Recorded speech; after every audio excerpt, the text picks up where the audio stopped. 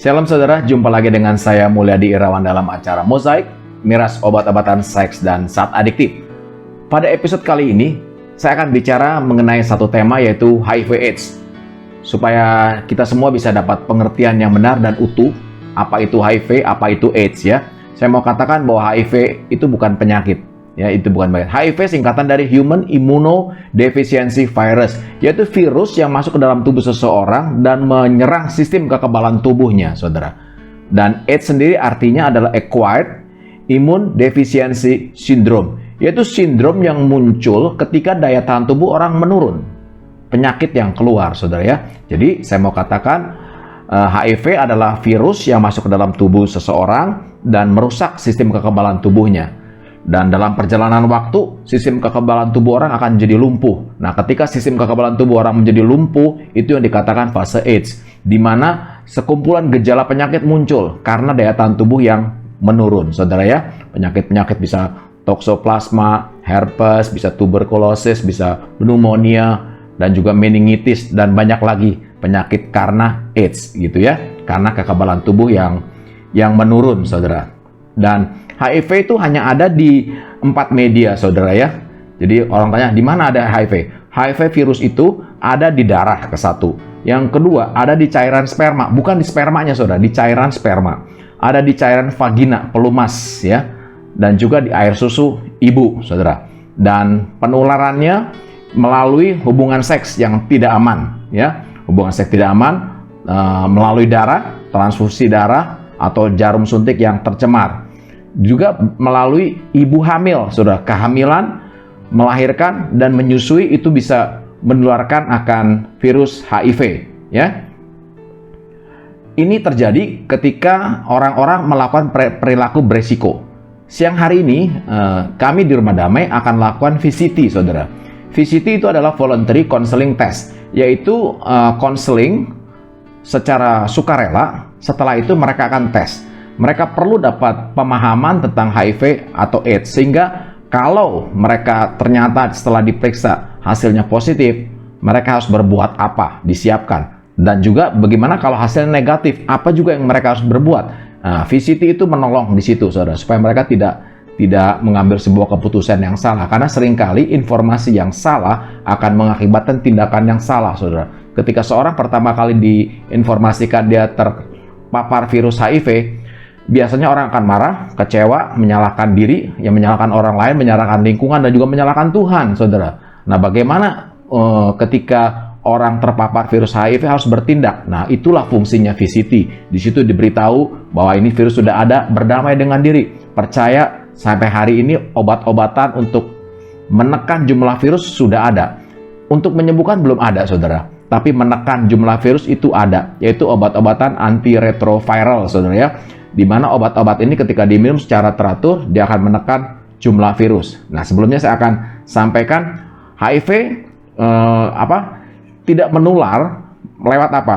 Lewat hidup serumah dengan orang HIV. Orang HIV sekarang ini disebut ODA, saudara, orang dengan HIV/AIDS.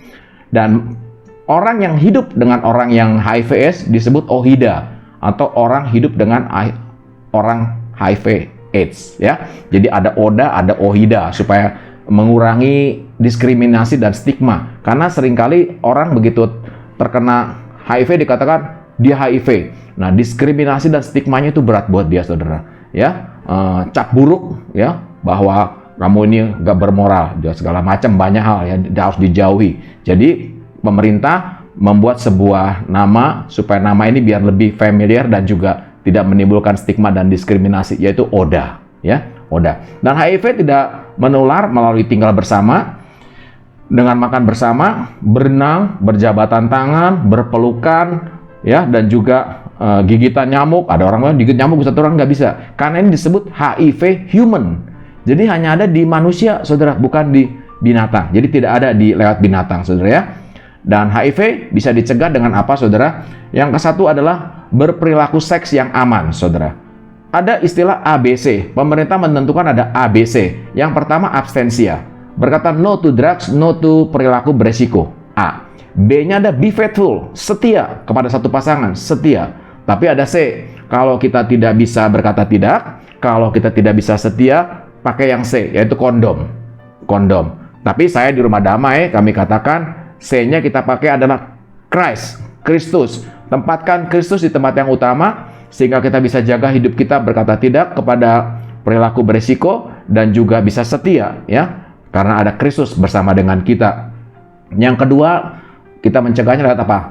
Tidak berbagi alat suntik, ya. Screening donor darah. Ketika mau donor darah, pastikan darah yang diberikan kepada kita itu bebas dari virus HIV, ya. Dan juga cegah penularan dari ibu ke anak. Harus ada pengajaran apa yang harus dilakukan, saudara, ya. Nah, ada beberapa fase ketika virus itu pertama masuk dalam tubuh seseorang sampai ke fase AIDS. Dia tidak langsung AIDS. Jadi ada fase di mana pertama orang terpapar virus HIV, ya. Nah, ketika dia pertama kali terpapar, virus itu masuk di tubuh, sudah ada virus. Tapi tubuh belum membentuk antibodi HIV. Jadi ketika dia dites, dia pasti negatif. Pasti negatif. Nah, itu disebut masa jendela atau window period.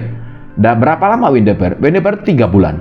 3 bulan adalah waktu di mana virus itu belum bisa didetek oleh sistem kekebalan tubuh kita. Nah, dalam periode 3 bulan ini, tubuh akan keluarkan antibodi, saudara. Kalau dia terpapar virus HIV, tubuh akan keluarkan antibodi HIV, saudara. Nah, 3 bulan itu. Jadi, kalau mau VCT, mau tes voluntary counseling test HIV, pastikan Anda sudah berhenti dari perilaku beresiko minimal 3 bulan. Jangan baru kemarin kamu melakukan perilaku beresiko, hari ini VCT, percuma. Karena mungkin sudah terpapar, tapi virus itu belum ada, ya, antibodi belum terbentuk. Nah, setelah antibodi terbentuk, window period, itu akan masuk ke masa tanpa gejala, saudara. Itu 5-10 tahun kira-kira. Orang akan hidup normal, walaupun di tubuhnya sudah ada virus HIV. Dia akan hidup normal, tapi daya tahan tubuhnya akan menurun dari tahun ke tahun. 5-10 tahun tergantung jumlah virus juga. Ada yang namanya viral load, jumlah virus. Makin tinggi jumlah virus, daya tahan tubuh akan makin cepat turunnya, saudara, ya. Jadi kalau virusnya sedikit, dia bisa lama. 5-10 tahun tidak ada masalah, saudara. Itu disebut masa tanpa gejala. Setelah itu, mereka akan masuk ke yang disebut masa dengan gejala. Mulai ada gejala-gejala yang muncul, saudara. Ketika daya tahan tubuh mulai turun. Daya tahan tubuh mulai menurun, mulai ada gejala. Seperti apa? Buang air yang terus-menerus, diare, saudara, diare, ya. Dan juga ada demam, selera makan yang turun, berat badan yang turun, gitu, ya. Dan juga ada jamur di mulut yang disebut jamur kandidiasis, ya. Di mulut ada jamur. Nah, itu masa dengan gejala, saudara, ya. Nah, ketika masa dengan gejala ini mulai muncul penyakit-penyakit yang muncul, selanjutnya penyakit lain, penyakit penyerta. Nah, ketika penyakit penyerta muncul, itu yang disebut fase AIDS. Di sini bisa muncul TBC, bisa muncul adalah radang paru, pneumonia, ya, bakteri cytomegalovirus, ya, dan juga herpes dan macam-macam yang bisa masuk. Meningitis juga salah satunya. Dan kalau tidak bisa ditangani dengan baik, pasien akan meninggal, saudara. Makanya VCT itu diperlukan supaya kita bisa tahu lebih awal. Kalau kita tahu lebih awal, kita bisa hidup sehat. Dan ketika CD4, nah CD4 ini adalah sel darah putih kita, ya, sel D, ya, yang seri keempat, yang keempat, CD4 itu diperiksa. Nah, ketika CD4 kita turun sampai level 300, anjuran dari WHO yang bersangkutan sudah mulai minum antiretroviral, obat-obat yang menekan virus untuk berkembang, ya. Jadi angkanya 300. Ketika dia minum secara teratur, daya tahan tubuhnya akan naik, CD4-nya akan naik, dan virusnya sampai satu saat akan undetectable, saudara, ya.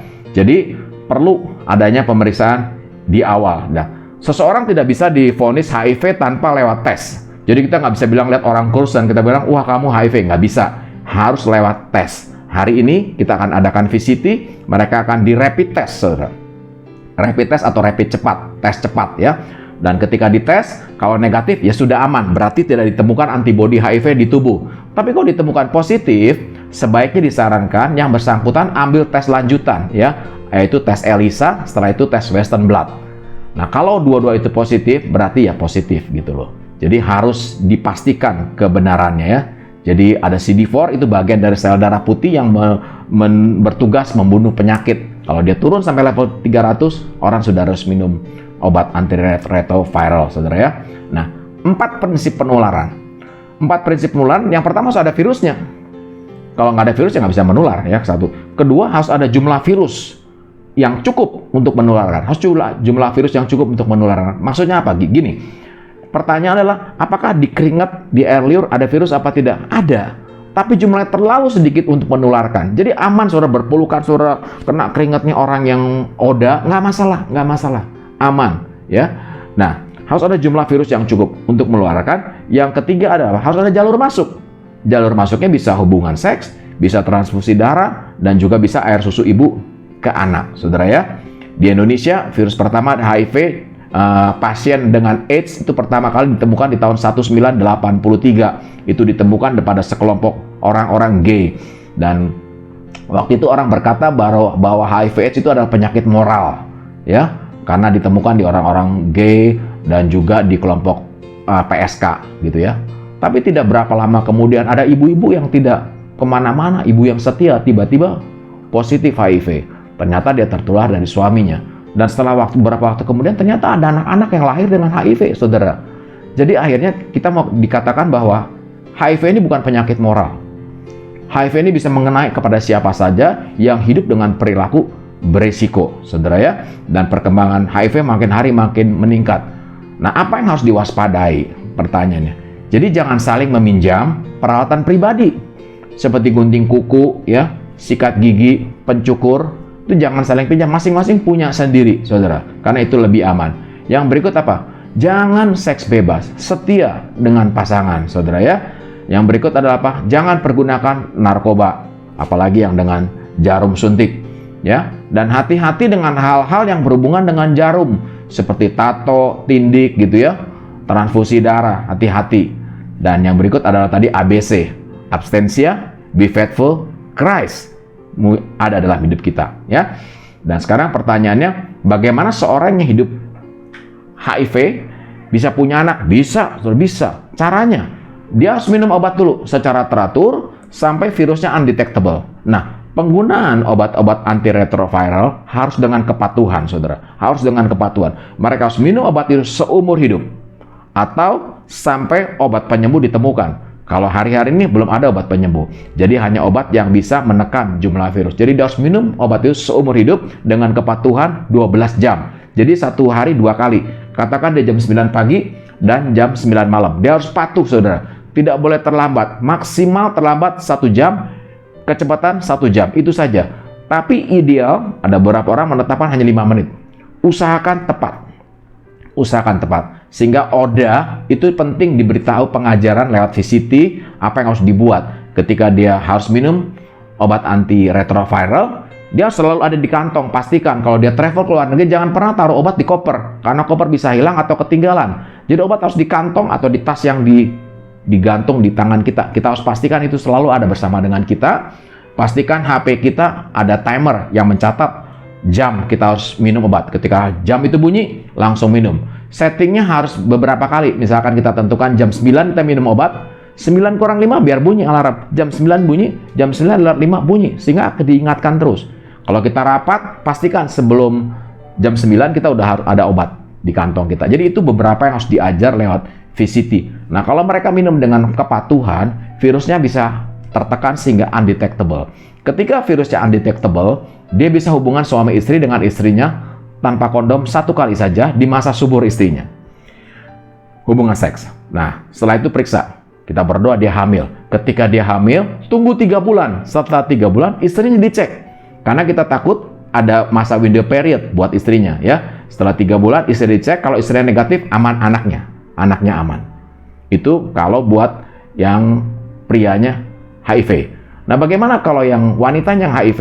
Tetap suaminya harus tetap pakai kondom terus selama berhubungan supaya tidak terpapar virus. Nah, bagaimana kalau mau punya anak? Nah, mereka istri harus minum obat sampai undetectable. Setelah undetectable di masa subur hubungan seks 1 kali tanpa kondom dan berdoa hamil, ya. Ketika hamil, istri harus tetap minum obat dan pastikan anak lahir dengan metode yang minim resiko. Jadi harus operasi sesar, saudara. Dan dokter harus diberitahu kondisi itu sehingga dokter bisa operasi dengan kehati-hatian, ya, dan anak bisa lahir. Nah, ketika anak lahir, anak akan diterapi HIV dulu sekitar 2 minggu, ya. Setelah itu akan dites. Kalau negatif, anaknya aman negatif, gitu ya. Dan selanjutnya ibu tidak boleh menyusui anak. Ya, harus hati-hati dengan itu. Dan orang dengan HIV/AIDS atau ODA tetap bisa berprestasi, tetap bisa hidup sehat, tetap bisa hidup bahagia, ya. Dan siang hari ini kita nanti akan bergabung dengan teman-teman dari Dinkes Kota Semarang, dari PKBI, dan juga dari Puskesmas Gunung Pati. Dia sudah datang ini kelihatannya untuk siap-siap karena kita akan lakukan VCT. Ya, yuk kita ke depan. Dan kalau saudara butuh informasi lebih lanjut tentang HIV/AIDS, kalau ada yang ingin ditanyakan, hubungi kami di nomor WA yang tertera di channel YouTube kami, sehingga kami bisa membantu saudara menginformasikan. Juga kalau yang ada kena narkoba, ayo mulai pikirkan dirimu untuk hidup baik, karena narkoba pun salah satu pencetus seseorang terpapar HIV. Hidup benar, bangkit para pecandu, dan kita akan punya masa depan yang baik. Ya, kita tidak buang waktu lagi. Saya akan ke depan. Ya, sekarang kita temui mereka. Yuk.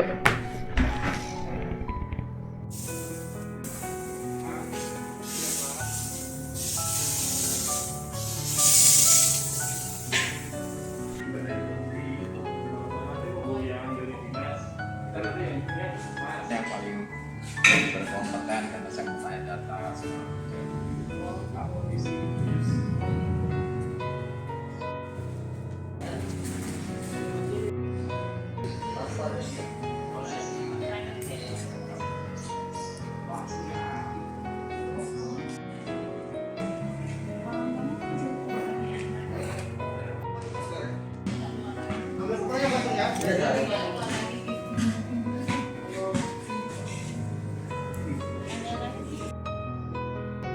Setelah kita sudah bersama dengan Mas Ruben dari PKBI, kita akan lakukan wawancara mengenai kegiatan dari PKBI sendiri ya. Dan kita sudah cukup jaga jarak, jadi kita bisa buka masker untuk bertanya-tanya ya.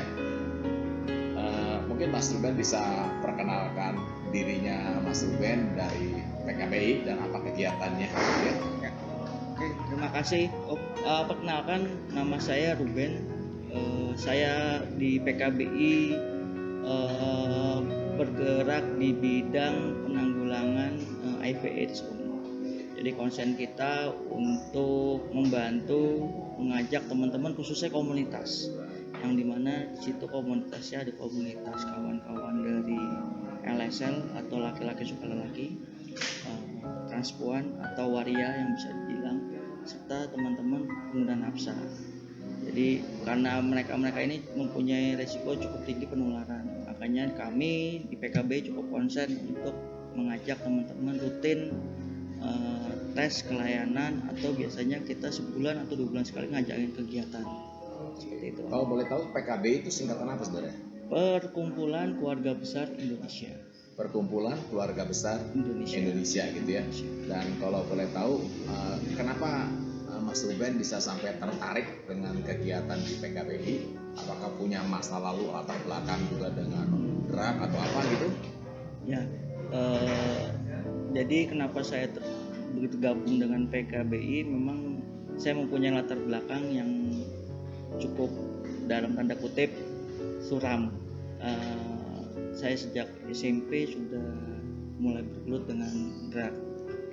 Jadi sekian lama saya bergelut dengan dunia drug, khususnya putau, heroin, dan penggunaan yang saya gunakan adalah suntik.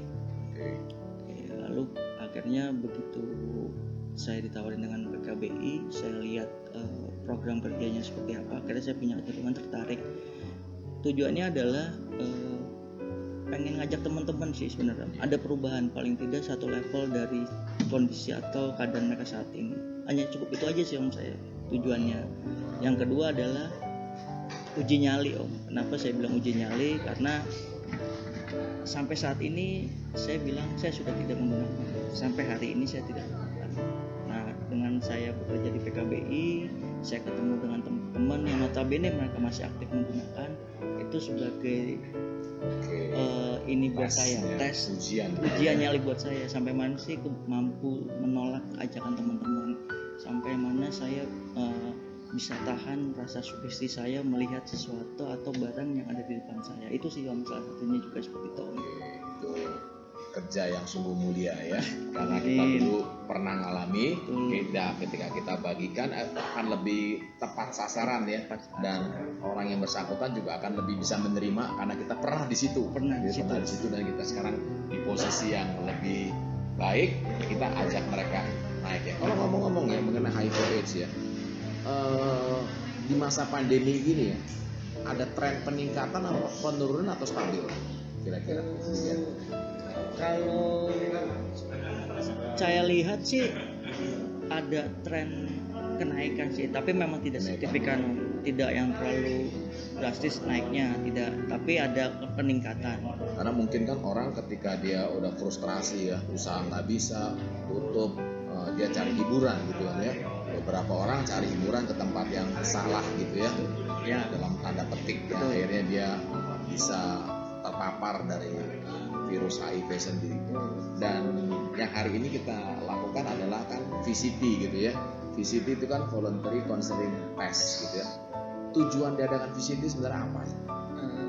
Yang pertama adalah yaitu sasaran kita kelompok risiko tinggi. Ya. Yang kedua adalah ya untuk coba menyaring dari teman-teman ini, dari kelompok-kelompok risiko ini, berapa banyak sih yang bisa kita dapat untuk angka positifnya. Yang kedua adalah kita sekarang lagi konsen untuk yang namanya lost follow up. Jadi putus kontak. Yang dulunya kita ajak kegiatan, kita menemukan 1 kasus, 2 kasus, hilang, nggak ada tiba-tiba beritanya. hilang. Cuman mengakses obat 2 minggu pertama, 1 bulan pertama, habis itu lost kontak. Bahkan mereka mengganti nomor kontak dan segala macam. Pernah dicarikan wah kenapa gitu? Banyak yang menyampaikan ke saya adalah mereka tidak cocok dengan efek obat. Lalu yang kedua, mereka jenuh dengan setiap hari harus mengkonsumsi pola yang sama setiap harinya. Akhirnya mereka memilih untuk alternatif yang lain.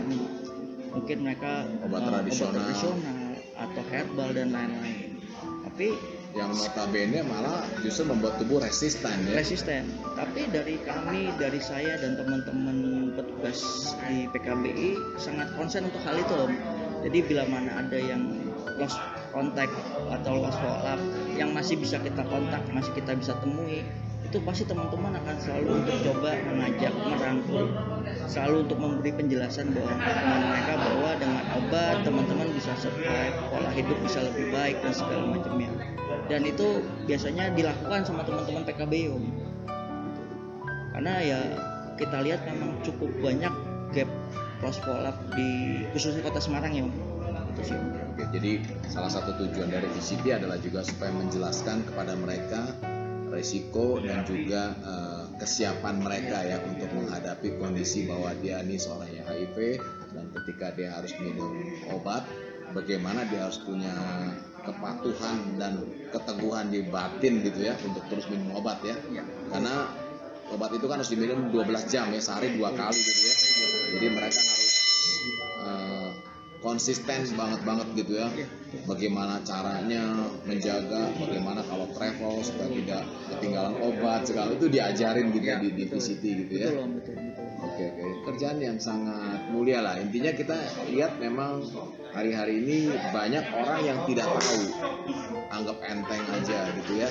Sehingga ketika tiba-tiba tahu bahwa dia terpapar, reaksinya adalah bisa marah, bisa kecewa. Ada orang-orang yang udahlah, aku kenain lagi orang lain gitu. Itu tidak baik gitu ya. Harus sadar dulu ya bahwa ini sebuah perjalanan ya. Dan banyak kan orang-orang yang dengan HIV juga tetap hidup sehat kan, saya lihat itu berhasil malah ya, sukses gitu ya. Cuman memang satu yang saya lihat adalah stigma sih. Stigma sama diskriminasi yang sangat kuat di masyarakat gitu ya. Betul. Itu kadang-kadang membuat orang tuh takut tes, takut ngomong, tutup mulut, dan itu malah bahaya ya. Betul. Ya itu yang memang nggak bisa dipungkiri sih Om, untuk terkait stigma dan diskriminasi buat teman-teman yang memang positif gitu kan. Tapi ya itu tugas kami sih Om. Jadi kami selalu rutin untuk sosialisasi ke masyarakat umum khususnya bahwa penularan HIV/AIDS tidak semudah yang dibayangkan. Bahwa penularan HIV/AIDS itu harus melalui banyak cara untuk bisa menularkan. Tidak hanya sekedar bersentuhan, tidak hanya sekedar satu gelas bersama, jabat tangan, satu piring, satu gelas. Nah, pemikiran di masyarakat masih akan hal itu, makanya timbul stigma dan diskriminasi seperti itu. Jadi karena minim informasi ya awalnya, dan itu tugas kami di PKBI selalu untuk menyuarakan itu, bahwa teman-teman yang positif ini mereka sudah tertekan dengan kondisinya mereka. Jangan sampai mereka ditambah lagi tekankan dengan pihak-pihak luar. Itu sih Om. Ya, saudara, kita sudah dapatkan banyak masukan dari Mas Ruben yang juga punya latar belakang yang cukup gelap ya penggunaan narkoba, tapi hari ini bisa jadi contoh, bisa jadi berkat mereka harus menyampaikan pesan. Dan penting buat kita semua itu mengetahui informasi yang benar dan tepat ya. Kadang-kadang kita dapat informasi benar tapi tidak tepat, jadi sampaikannya dengan kondisi yang menakutkan gitu ya. Tapi kita harus mendapatkan informasi yang benar dan tepat sehingga ketika orang sadar bahwa dia terpapar virus HIV, dia bisa punya penerimaan diri, dia tidak menyangkal, tidak menyalahkan orang lain, tapi dia berdamai dengan diri, berdamai dengan lingkungan, dan juga dia berdamai dengan Tuhan gitu ya. Dan dia tetap hidup sehat, hidup bangkit, bahwa HIV itu tetap bisa hidup, itu tetap bisa sehat gitu ya. Tapi pengetahuan itu sangat penting ya. Jadi kita berterima kasih ada orang-orang seperti Mas Ruben dari PKBI yang membagikan hidup untuk mengajar bagaimana orang bisa hidup. Karena ketika seseorang dengan HIV dia sudah mulai harus minum obat, dan harus minum obat dengan kepatuhan saudara. Karena kalau dia tidak patuh, nanti obat itu akan resisten buat hidup dia ya. Betul. Akan sulit sekali. Dan setiap obat punya efek samping yang bermacam-macam. Karena ketika dia sudah resisten dengan obat generasi itu, dia harus ganti dengan generasi yang lain. Tapi generasi lain pun ada efek samping yang mungkin berbeda. Jadi dia harus mengalami efek samping. Dan dia kalau dia berjuang sih ya efek samping hanya berapa waktu saja sih ya. Setelah itu tubuh akan bisa mentoleransi dan dia bisa terima ya. Jadi dimakan obat itu terus dengan setia, itu 1 hari 2 kali 12 jam, tentukan saja. Biasanya sih jam 9 sampai jam 9 ya. Jam 9 pagi sampai jam 9 malam. Dan pasang HP, alarm harus bunyi, 9 kurang 5 bunyi, ambil obat, siap minum dengan kepatuhan. Jangan terlambat. Ya terlambat bisa sejam kali ya. Maksimal dan minimal sejam kan? Iya betul. Jangan lebih lah ya. Jangan lebih. Tapi ada orang sih bilang sama saya lebih baik minimal maksimal 5 menit. 5 menit. Lebihnya. Lebih baik ya. Jadi patuh. Jadi kalau telat ya jam 9 lewat 5 gitu loh. Jadi HP harus siap. Bunyinya 2 kali gitu. Jadi kalau 9 kurang 5 jam 9 bunyi lagi, jam 9 lewat 5 bunyi lagi sehingga betul kita bisa segera minum gitu ya. Dan kalau kita travel atau pergi, pastikan obat di kantong, jangan di koper. Karena koper bisa ketinggalan. Iya benar. Dalam penerbangan dan repot ya. Yang harus ready sama kita. Harus ready sama kita. Kalau kita ada rapat juga sampai malam pastikan obat di kantong. Ya. Sehingga ketika alarm bunyi langsung kita minum obat. Jangan izin dulu keluar, jadi lupa. Tidak boleh ya. Nah, kepatuhan itu seperti itu sangat penting. Yang seperti tadi Mas Ruben katakan adalah apa? Orang-orang yang lost contact. Lost follow up, lost contact. Jadi setelah dia minum, dia hilang karena dia nggak kuat menghadapi efek samping. Tapi percayalah, efek samping hanya sementara ya. Setelah itu tubuh akan resisten terhadap bisa toleransi dengan itu dan sudah bisa normal hidup. Dan saya lihat banyak orang berhasil ya. Sekali lagi ini sih Om, saya belajar ada dari satu kawan yang memang dia sudah positif cukup lama. Yang dia kasih tahu ke saya adalah berdamai sama diri sendiri dan berdamai sama Tuhan Om, kalau dia bilang. Jadi terserah orang mau ngomong apa, yang penting saya udah berdamai dengan kondisi saya, keadaan saya saat ini, dan saya bisa berdamai sama Tuhan. Dari teman saya yang sampaikan itu, dan itu selalu saya ingat selalu. Itu sih. Jadi itu penting sekali, bagus ya, berdamai dengan diri, berdamai dengan Tuhan, tapi juga berdamai dengan lingkungan. Lingkungan juga. Karena lingkungan biasanya ada stigma, ada diskriminasi. Kita udah berdamai, udahlah. Orang mau ngomong apa? Betul. Ya sudah, aku memang mesti berdamai dengan lingkungan. Aku nggak boleh marah dengan orang-orang gitu ya. Ya sudah, dia kurang pengetahuan, berarti dia ya dalam tanda petik saya katakan minim pengetahuan gitu aja ya sih. Kenapa dia jatuhkan kita dengan diskriminasi atau stigma gitu ya. Buat saya sih kita sederhana berkata ya kamu minim pengetahuan gitu aja. Kalau sekolah mungkin kamu masih SD. Masih SD, betul Om. Nggak mesti SD, kamu nggak ngerti pelajaran SMA. Iya. Ya sudah, itu caranya berdamai dengan lingkungan gitu ya. Tapi kita jangan sampai tertekan dengan lingkungan, Iya. karena itu bikin kita nggak sembuh. Karena bisa aja kan orang kalau dia stres turun juga tuh, Secara kondisi imun juga pasti turun, ya. betul. Imunitas turun. Makanya ketika kita mau tes CD4 juga pasti kan kita lagi senang, Lagi happy, tidur kondisi cukup. tidur Kalau udah lagi sakit-sakit, lagi bete, udah gitu, drop. turun Ya. CD4 pasti. Penting sekali ya, saudara, hidup berdamai dengan diri, itu namanya berdamai dengan Dan Tuhan. Tuhan. Ya. Betul. Oke, mungkin itu saja yang kita bisa berikan buat saudara, dan saya harap ini bisa membantu menambah pengetahuan buat saudara. Sekali lagi terima kasih Mas Ruben yang sudah menyediakan waktu bagi tim dari Puskesmas Gunung Pati. Ya, hari ini sekarang mereka semua sedang VCT, itu mereka akan ambil darah, dan yang dilakukan adalah rapid test ya, rapid test. Nah, kalau rapid test positif, sebaiknya dia ambil tes berikutnya. Tes berikutnya. Ya, pastikan dia tes berikutnya adalah biasanya ELISA atau Western blot Western blot. gitu kan. Nah, untuk memastikan Betul. gitu, untuk memastikan ya. Dan kalau negatif ya sudah pasti negatif, karena yang diambil adalah antibody HIV gitu ya. Ya kita berdoa lah semuanya baik. Baik. Ya. Dan Betul. Indonesia bisa terus maju Amin. hadapi ini, dan pandemi ini juga ya hadapi aja lah dengan santai aja dah ya, nggak bisa keluar. Ada sisi baiknya pasti sesudah ini Om. Nah, ada sisi baiknya sesudah ini. Bagus sekali kata-katanya. Ada sisi baiknya sesudah ini ya. Tetap percaya ada sisi baiknya sesudah ini. Oke, kita akan lanjut, kita liput kegiatannya ya. Oke. Terima kasih. Makasih Om. Oke, saya mau ucapin terima kasih buat semua teman-teman, Pak Alex dari Dinkes Kota Semarang, Maruli dari Yayasan Elkana, dan juga Mas Ruben dari PKBI, dan juga semua teman-teman dari Puskesmas Gunung Pati, tetangga kita, teman-teman seperjuangan ya. Terima kasih banyak untuk semua atensi, bantuannya buat kita semua, sehingga acara VCT bisa berjalan dengan baik, dan kita berharap semuanya baik dan makin baiklah buat Indonesia ya. Terima kasih sekali lagi buat semua. Saudara, kita sudah sampai di penghujung daripada acara Mosaik kali ini, dan VCT sudah berjalan dengan baik. Kita bersyukur hasilnya semua baik, dan kita berdoa supaya ke depan Indonesia makin baik, para pecandu juga sadar, orang-orang yang berisiko dengan HIV berhenti ya, tetap ABC, abstinensia, be faithful, dan Christ ya selalu ada dalam hidup kita, sehingga kita bisa hidup jadi berkat kemanapun kita pergi. Buat saudara yang belum subscribe, please subscribe, share, dan tekan tombol lonceng, dan juga like, komen. Kalau ada pertanyaan seputar HIV/AIDS, ada yang ingin saudara tanya, silakan saudara hubungi kami di nomor WA yang ada tercantum di video ini ya. Dan akhir kata, kita berdoa supaya Indonesia bebas narkoba.